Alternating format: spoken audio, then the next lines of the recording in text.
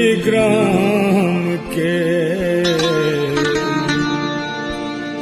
सत्यनारायण भगवान के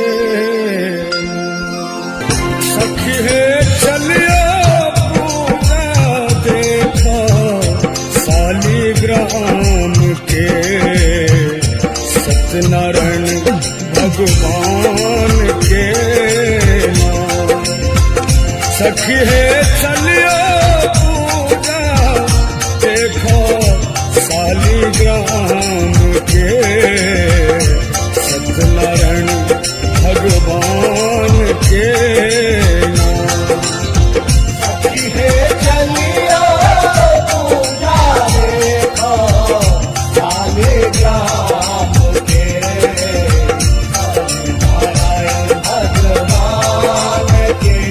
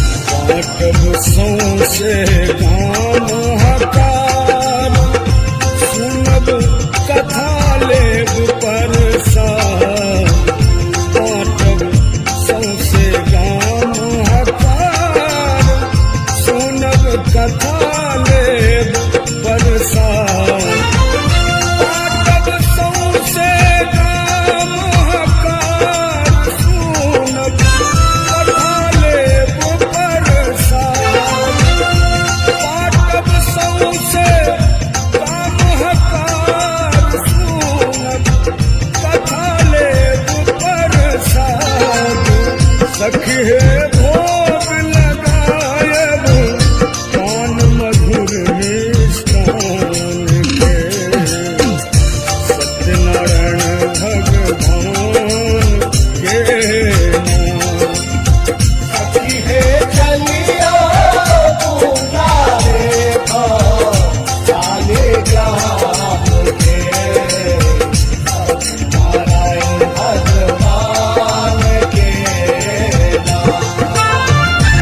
लिखल सच्चिदानंदक गीत राखब अरविंदक स्वर में।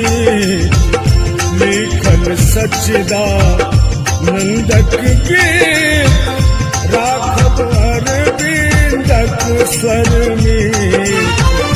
गावे सच्चिदानंदक गीत राखब अरविंदक स्वर में। गावे सच्चिदानंदक गीत राखब अरविंदक स्वर में। सखी है सकल मनोरथ पूर्ण करत संतान